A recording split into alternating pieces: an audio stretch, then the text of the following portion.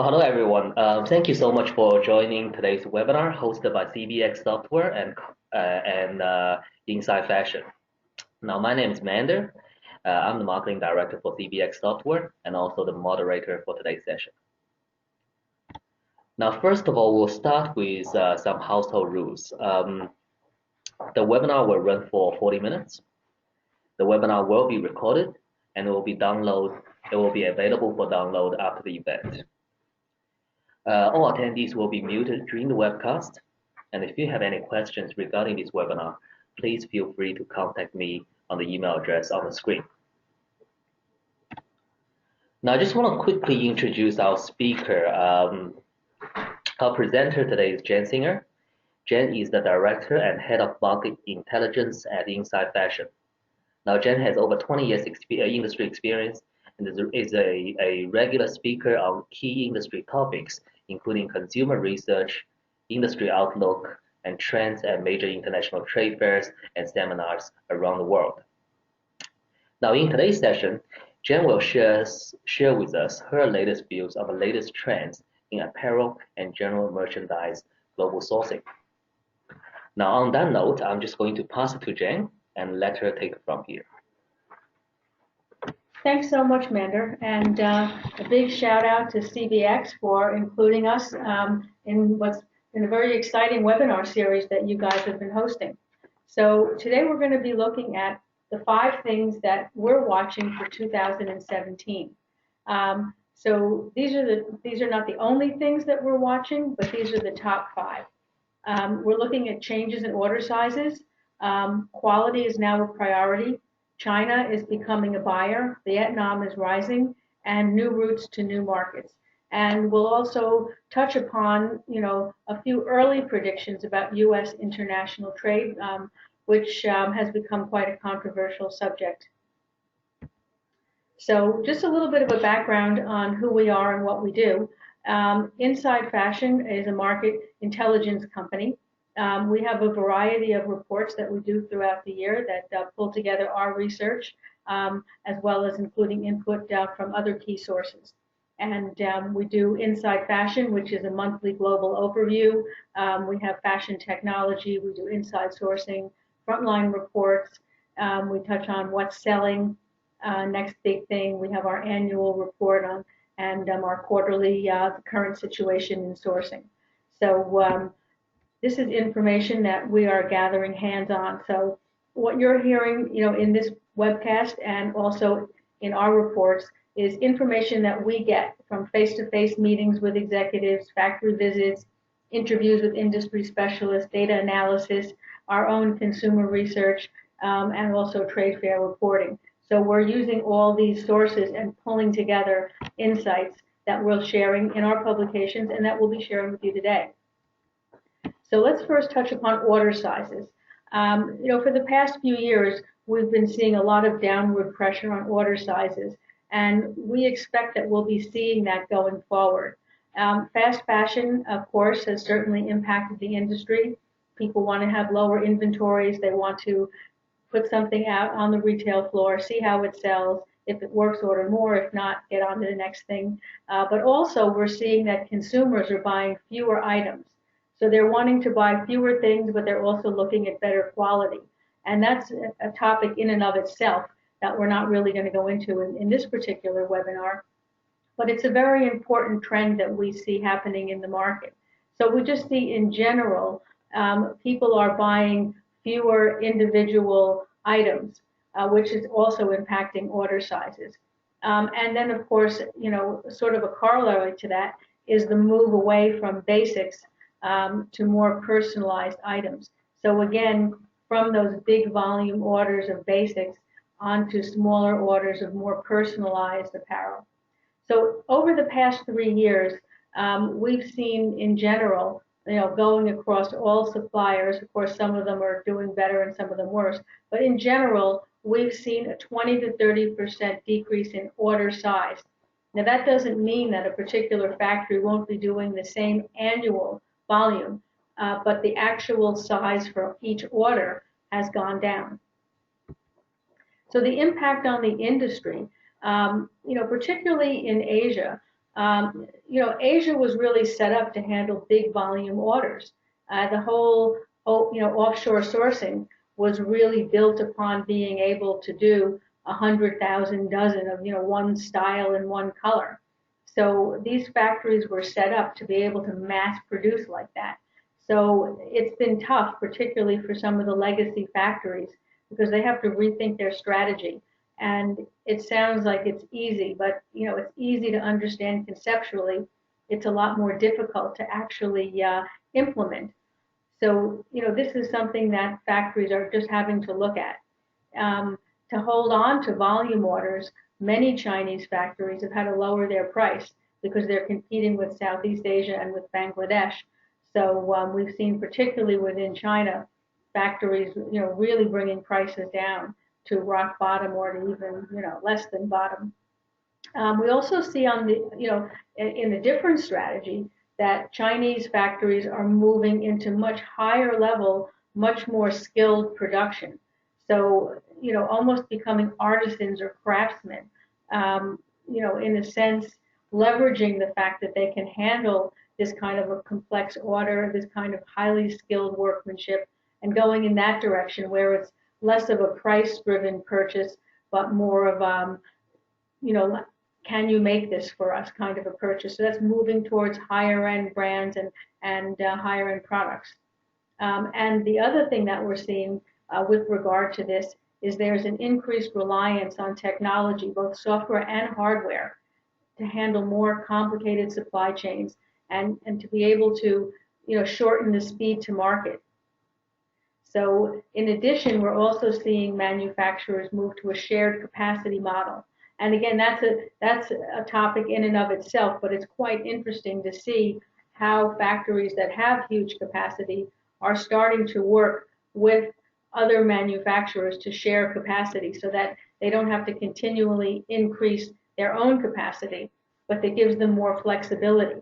And I'm not referring to, you know, outsourcing things or subcontracting. This is where someone is actually, it's like a leased space where they're bringing in their own, sometimes workers, but definitely middle to senior management to run that production to make sure the QC is. They're just simply using idle machinery. So it's a very interesting development. It's not widespread, but we are seeing some of the more advanced people in the industry starting to implement this. The next thing that we think that is particularly interesting is China is becoming a buyer. For many, many years, China was, as they said, the world's factory. And it still is to a great extent. But increasingly, the growing domestic market is making China a buyer. China is certainly increasingly buying raw materials that are, yarns and fabrics, and they're also taking up a lot of the production capacity to make things that are sold to the domestic consumer market. The domestic consumer market is a growing market in terms of consumer purchases. Employment is quite stable. People have a certain amount of pent-up demand. So, and the size of the market alone, it takes a lot to supply a market of that size. So increasingly, we're seeing suppliers selling into China, whereas previously they weren't interested at all. Even domestic suppliers were just doing export, no interest in selling domestically. Now we're seeing a lot of interest, and an increasing percent of their business is to domestic. So domestic brands will pay a premium to get better materials. That again is attracting a lot of people, particularly because when you're selling in the export markets, price pressure is just an ongoing hurdle. So the fact that domestic guys will pay more makes it attractive. And the domestic market is so competitive that there's a big demand for unique materials and for trims, for garment styles. So again, that's driving their demand to look for not only domestic suppliers, but also foreign suppliers. We're finding a lot of the top European fabric manufacturers are selling into China, and they're telling us that what they're selling into China is actually their better products, their higher end products, not the low end of their collections. So, we expect that this will continue.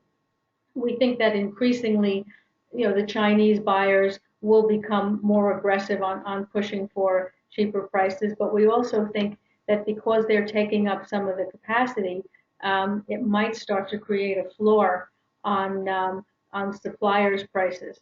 So it's something that we're keeping an eye on, not just for this year, but also for the next 5 years. So again, if you look at the impact on industry, um, as I mentioned previously, Chinese-based buyers for the domestic market are absorbing a lot more capacity and are enabling mills to have a little better margin. Right now, from the suppliers that we're talking to, about 30 to 50% of their sales are going to Chinese domestic suppliers, buyers, up from about 10 to 20% 3 years ago. Thirdly, we see Vietnam rising. Now, this is not really a surprise. I mean, Vietnam has certainly been in the news because of TPP for so many years. There was so much discussion about the impact of TPP on Vietnam. Also, the fact that China prices continue to go up.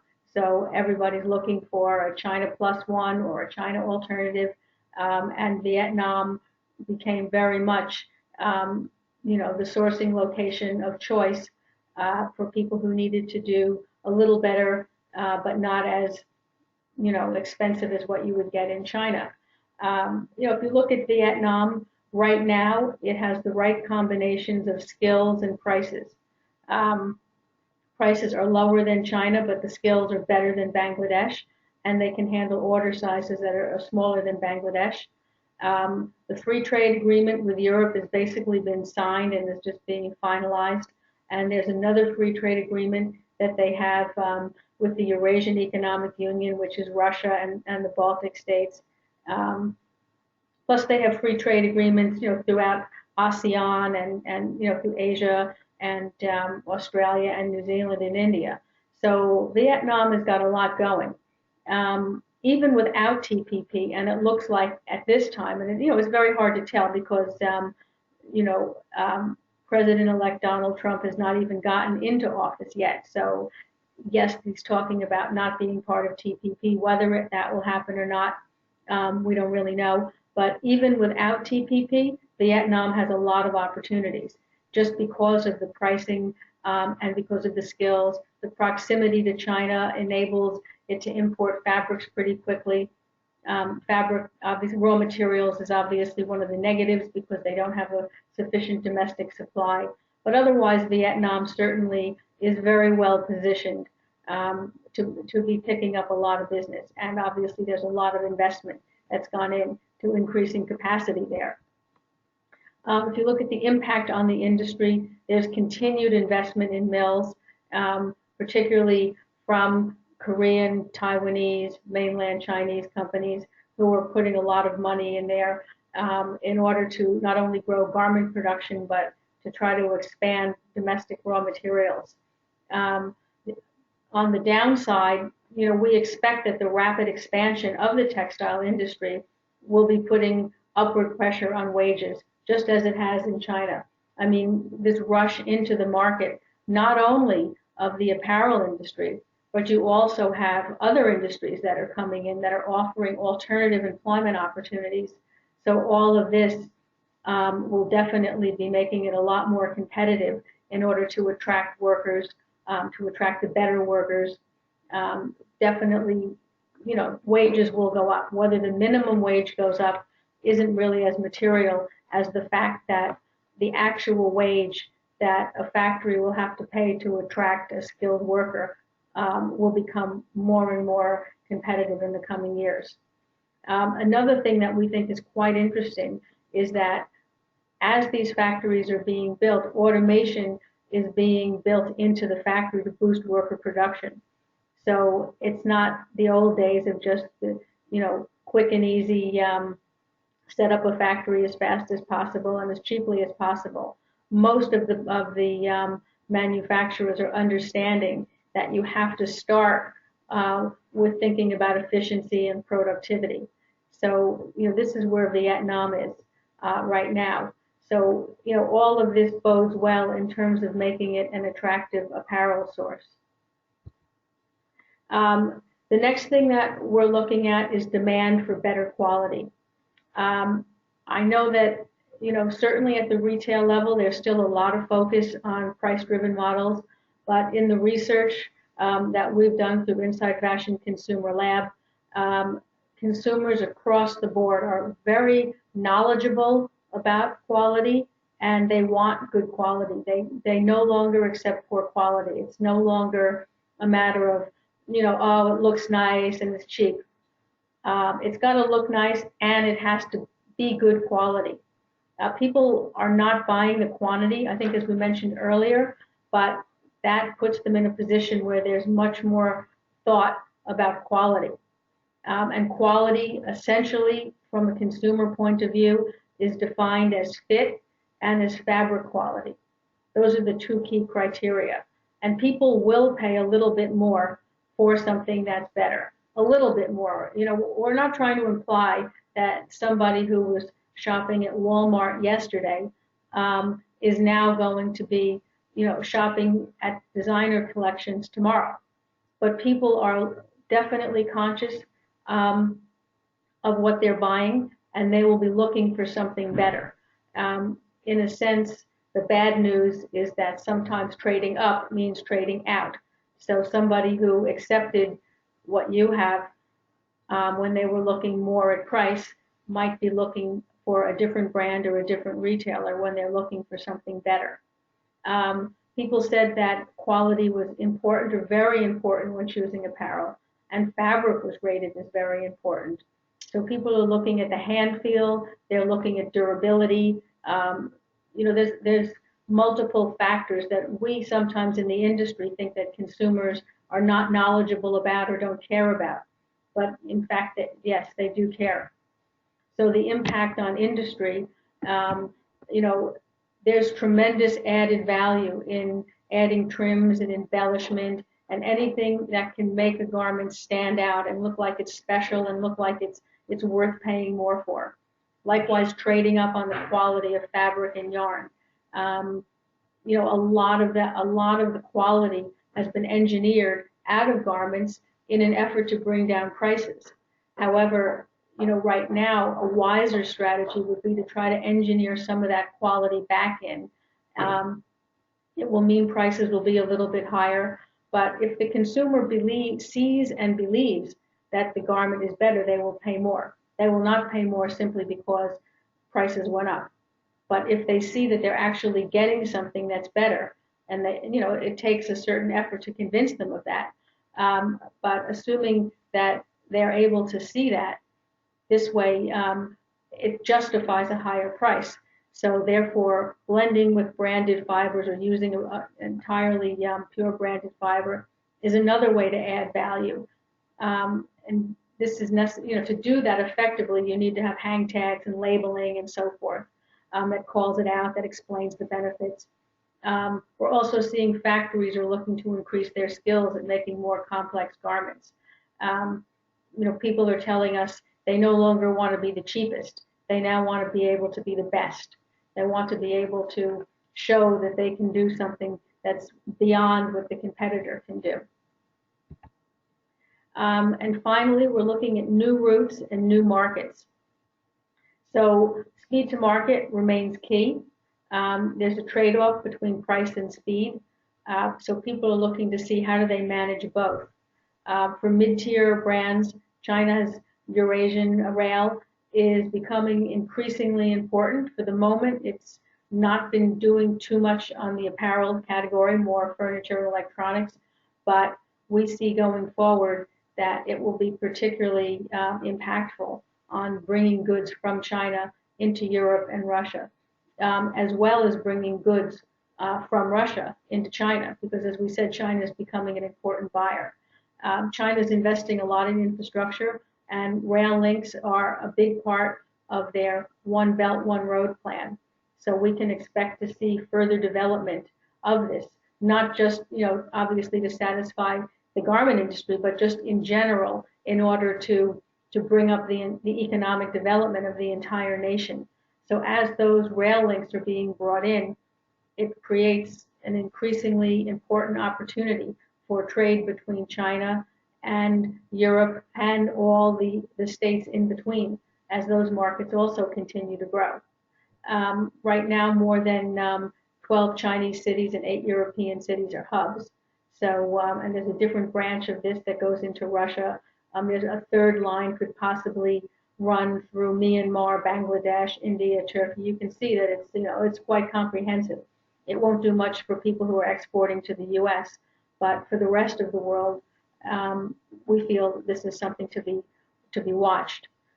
They're expecting at the border between China and Kazakhstan that they'll be processing 1 million TEUs of cargo within 5 years. So this is a considerable trade route. So the impact on industry, certainly from the point of sourcing, it could help drive manufacturing into central and western China. And I mean, this has sort of been a conundrum because on the one hand, moving out of the coastal cities is important because the price is too high. On the other hand, moving further north or further west has been a problem in terms of speed to market because you lose time having to get those things all the way to the coast. In addition to moving raw materials, which are being made at mills that are in the coastal regions, to factories that are further away.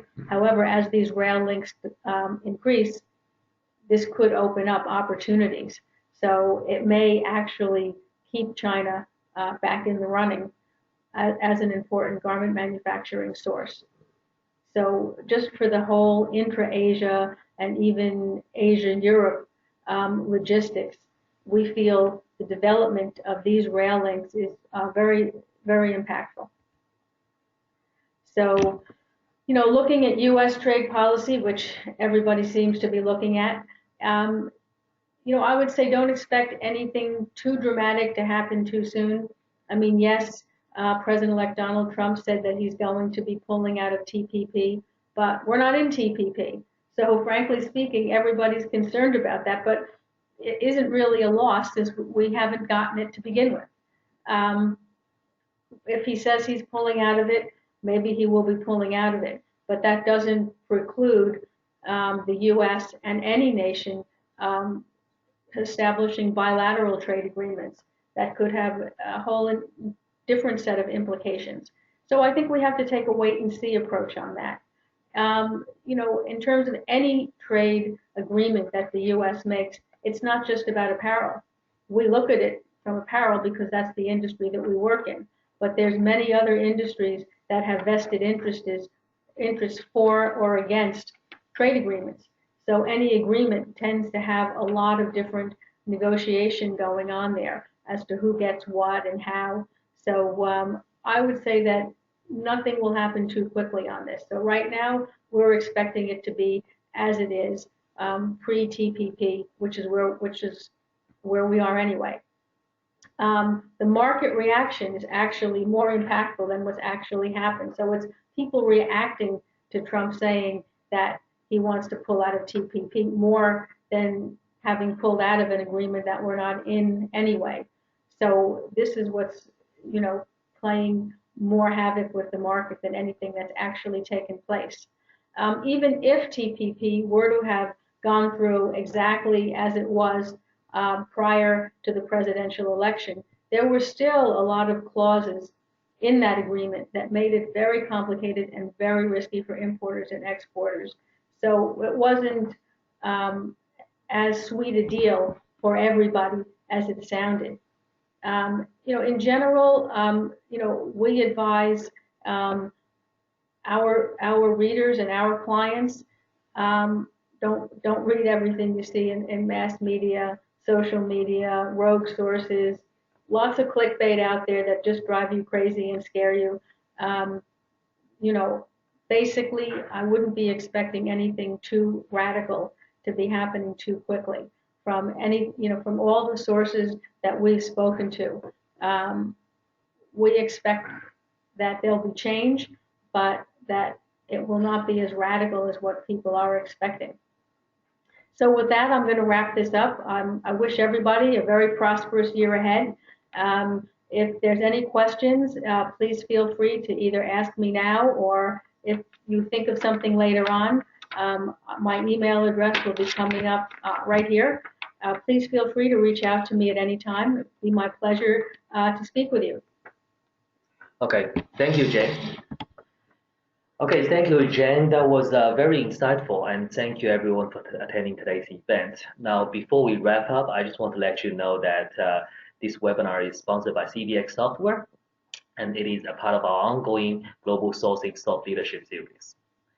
Now, the CBX Thought Leadership Series education series includes many webinars like the one you've just attended, as well as other industry reports and white papers. Our effort is focused on providing actionable insights for retailers and brands like yourselves on how you can improve your global sourcing, quality, and supply management programs. Now, if you want to find out more about the CBX Thought Leadership Series, please go to the URL on the screen. Now, to conclude, I just want to thank you again for attending today's session. We hope you found the webinar useful and informative, and would certainly like to have you again at our next event.